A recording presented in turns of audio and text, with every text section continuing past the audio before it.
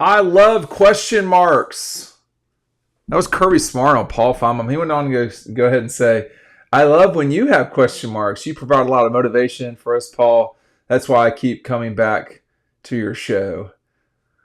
Yeah, Kirby was that was a comment about Gunnar Stockton that he was responding to that Paul said earlier. I do think I've said this in previous videos. I think Paul is making too much of he thinks Gunnar's not. I mean, like I don't know if he's just not watching the games fully. I kind of find it hard to believe because that Sugar Bowl that he references.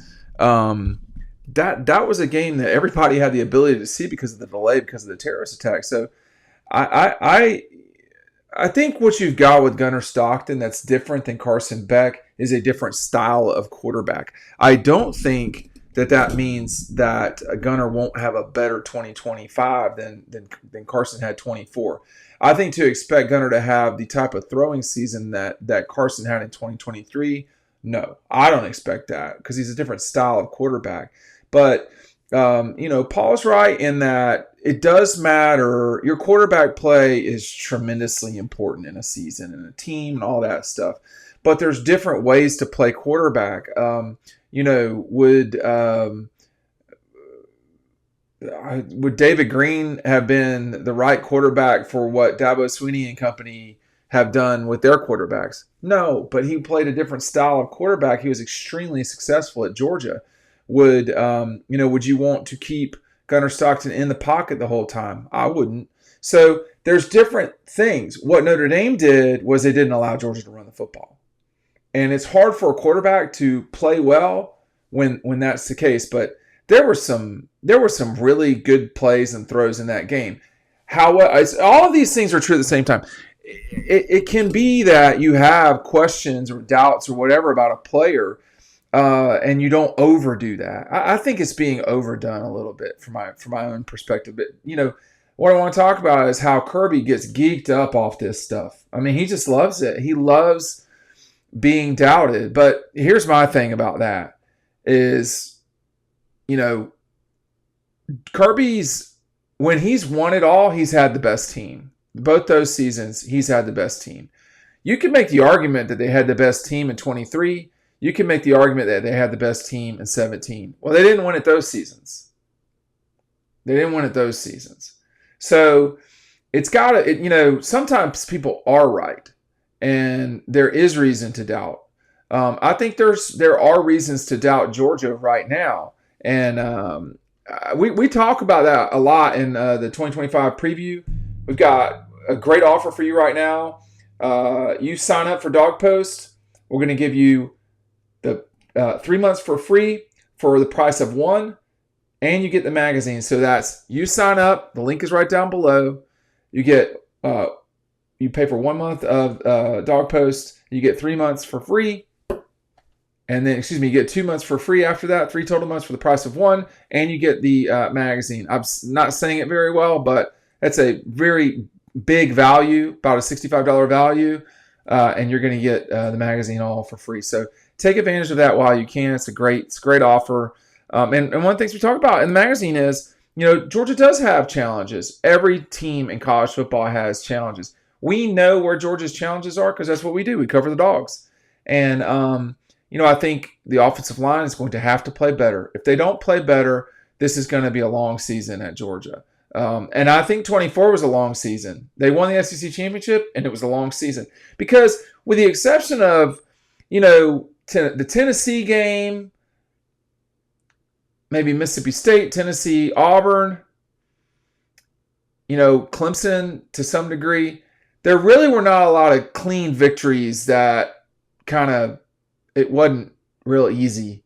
There were a lot of nail-biting fights when you think about Kentucky, Georgia Tech, the second Texas game, Alabama, the losses, obviously. But, that Georgia team never could seem to get it into the gear that they had the ability to do. And that's on the coaches to some degree.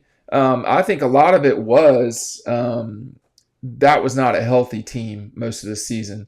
And they had to get through what they had at the time. Man, speaking of Carson, he was definitely hurt against Kentucky. Something was going on in that game. So a lot of this is about getting guys healthy, keeping them healthy. The Clemson game and then Tennessee Tech, the way that Georgia exploded in the second half against Clemson, the way that they, Tennessee Tech was not that big of a deal for them. It made it seem like, okay, this is the way these guys have scored in the past. They're going to score. He scored 30 points against Clemson. That's pretty good. 33. What was the score? 33-3 or something like that. So, that was a pretty substantial.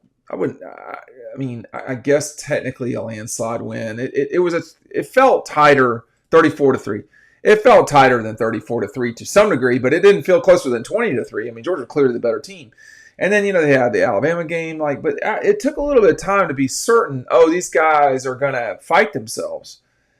But they did. Kentucky is tough to play up there. Will we see that this season? How quick? My opinion is the first half of the first game, real quick what a team is going to look like and be like. This is a younger team, so there could be some growth that you have to have. But I have question marks too, Kirby. I don't see how, if you're being diligent about this profession and if in coaching too, we have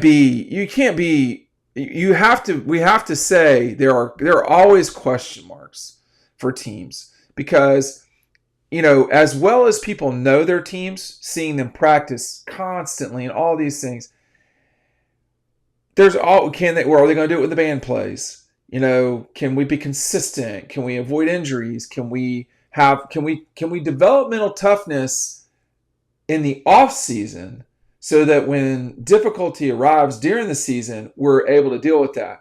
I think Georgia's pretty good at that, actually, but it is a question mark. But the biggest question comes about his play. What we didn't know going into 24 was that Carson Beck would not play nearly as well in 24 as he did in 23. He was exceptional in 23, but that took him a little time too. That beginning of the season for Georgia in 2023, he really, it took a second or two. He was extremely accurate, but from the Auburn game on, he was something else. Now he had some big, Carson had thrown for 338 against UAB, but the Auburn game 313, 389 against Kentucky. He didn't play well against Vanderbilt, and then 315 against Florida, 254, then 300 against Ole Miss, 300 against Tennessee. He was chunking up a lot of yards. To me, it took him about 5 games to get comfortable. It looked like to me.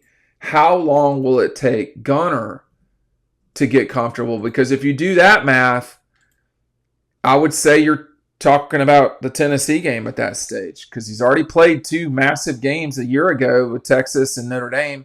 If you want to say Florida State, okay. Okay. I can't.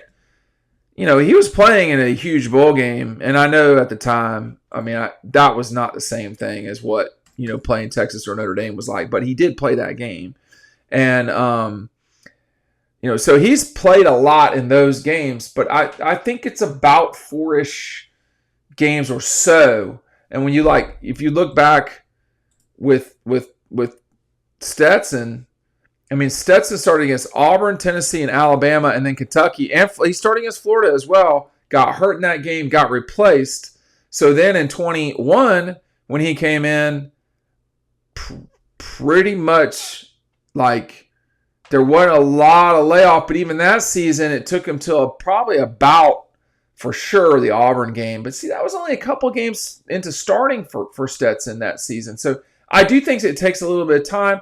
In terms of questions, look, man, it is what it is. Kirby, I've been around him enough to know, and I think y'all have seen him enough to know that he's going to try to use anything to his advantage as it relates to motivation and what he can do for his team to be on top. It does have to be authentic, though. And I think that, getting, quote, called out by someone, look, Paul, I love Paul. I don't think he's ever, he is great for the SEC and so forth. He's never been a coach. He doesn't really, have the first idea. I don't know if he's ever played a sport, to be honest. And I don't mean that in an insulting way. So, when you're listening to a talking head, whether it's Paul or me or, Kirk Herbstreit or some other guy in their basement, there's only so much, you can take from that. But the question marks, just because, someone's plugging in from their basement doesn't mean they're wrong necessarily. I don't have a basement, but you get my point. I do think question marks are good. And I think if it's going to motivate you, fine. But they're questions for a reason. Like, we're not wondering what Gunner's shoe size is. We know what that is. We're wondering, can he win it all at Georgia? I think it's a legitimate question. Thanks for watching.